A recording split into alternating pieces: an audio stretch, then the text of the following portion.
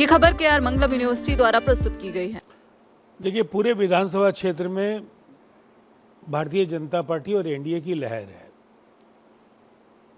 और बहुत ज़्यादा दिन नहीं गुजरे हैं जब बिहार में 200 से ज़्यादा सीटें एनडीए ने जीती। इस क्षेत्र को नितिन नवीन ने अपना प्रतिनिधित्व दिया और भारतीय जनता पार्टी ने इस क्षेत्र को दुनिया की सबसे बड़ी पार्टी के राष्ट्रीय अध्यक्ष पद का गौरव हासिल करने का अवसर दिया।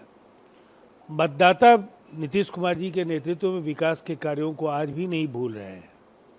सम्राट चौधरी जी ने उस विरासत को आगे बढ़ाया है और भारतीय जनता पार्टी के कार्यकर्ता एनडीए के जो जितने भी सहयोगी दल हैं, जिसमें जनता दल यूनाइटेड और अन्य दल हैं, चप्पे चप्पे में जो जनसंपर्क हुआ है, लोग पूरी तरह से एनडीए के पक्ष में हैं और विकास को बदस्तूर जारी रखने के लिए नीरज सिन्हा की जीत पक्की है। देखिए, ये पूरी तरह से चुनाव को दूसरी दिशा में ले जाने के लिए और मतदाताओं को गुमराह करने के लिए प्रशांत जी नामांकन के बाद से आज तक ऐसी अजीबोगरीब हरकतें बार बार करते रहे।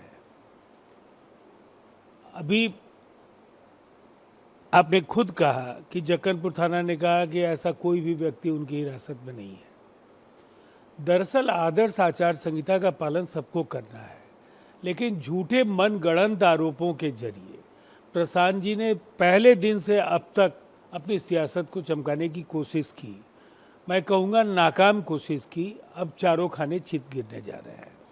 देखिए, इस चुनाव के ठीक पहले बड़ी संख्या में नीतीश कुमार जी के कार्यकाल में नौकरियां दी गई और नीतीश कुमार जी ने कैबिनेट की मंजूरी के बाद ये कहा था कि 1 करोड़ नौकरियां और रोजगार दिए जाएंगे और निसंदेह जब नौकरियां और रोजगार दिए जाएंगे तो उसमें शिक्षकों की नियुक्ति की एक बड़ी भूमिका होगी और उसी दिशा में ये ताज़ा जो एक्स पर स्टेटस है मुख्यमंत्री सम्राट चौधरी जी का, वो उसी भाव को परिलक्षित करता है। देखिए, उन्होंने जो भी आरोप लगाए, उन आरोपों का करारा जवाब सत्ता पक्ष की ओर से उन्हें लोकसभा के कार्यवाही के दौरान दिया जा चुका है। उन्होंने झूठे और बेबुनियाद आरोप लगाए। दरअसल कभी भी कोई मंत्री परिषद का सदस्य फायरिंग के आदेश नहीं दे सकता है। ये मजिस्ट्रेट के आदेश के बाद ही इस तरह की कार्यवाहियाँ होती हैं और अन्य कई बातें उन्होंने कही। क्रमवार तरीके से उन सबका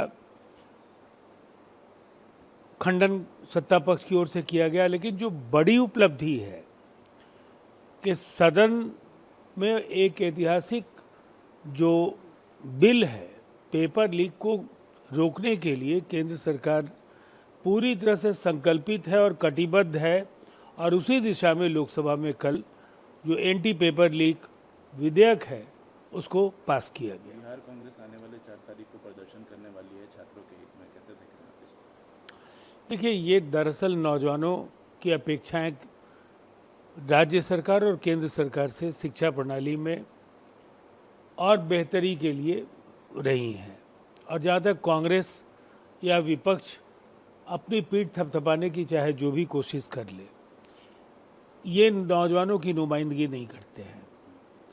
नौजवानों के साथ, छात्रों के साथ भारत सरकार का समझौता हो चुका है और इसीलिए ये जो इस तरह के हथकंडे हैं, इसका कोई फ़ायदा इन दलों को नहीं होने जा रहा है।